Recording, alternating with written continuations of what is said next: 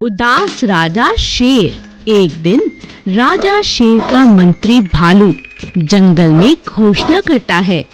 सुनो सुनो सुनो, राजा शेर बहुत दिनों से उदास है। जो कोई भी राजा जी को हंसाएगा उसे बड़ा इनाम दिया जाएगा। आप सभी का स्वागत है, आइए और हमारे राजा को हंसाइए। ये बात जंगल में आग की तरह फैल गई। जंगल के सभी जानवर राजा को खुश करने के प्रयास करने लगे। सबसे पहले एक हाथी उन्हें खुश करने की कोशिश करता है।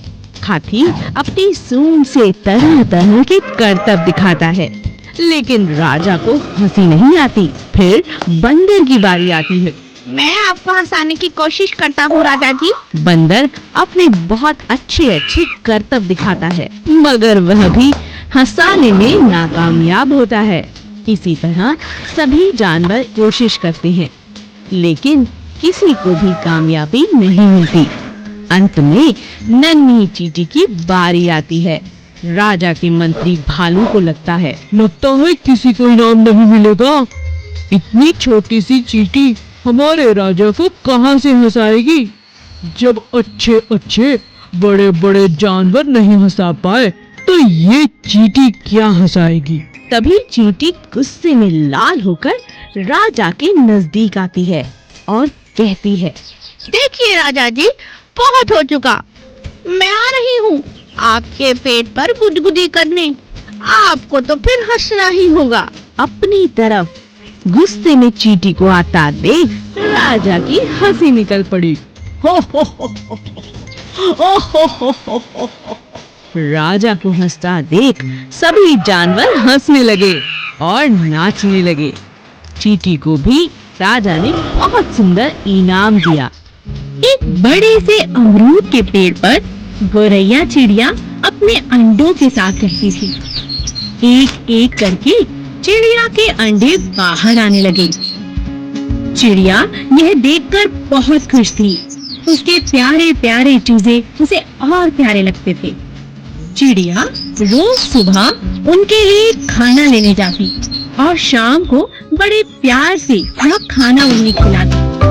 धीरे धीरे चिड़िया के बच्चे बड़े होने लगे और वह अपने लिए खाना भी ढूंढने लगे।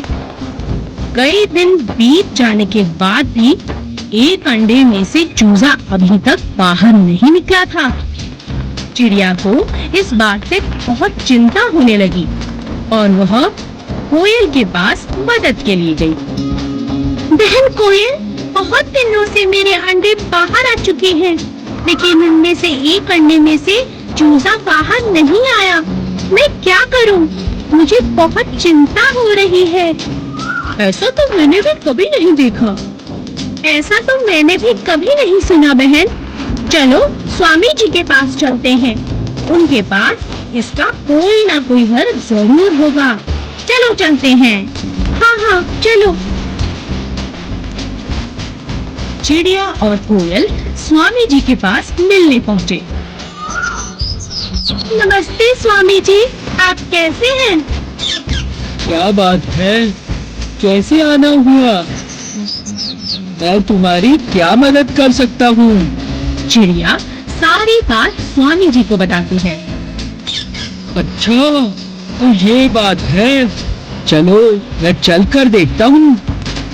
चिड़िया, कोयल और स्वामी जी घोंसले के पास पहुँचते हैं। अरे ये क्या? ये कोई अंडा नहीं है।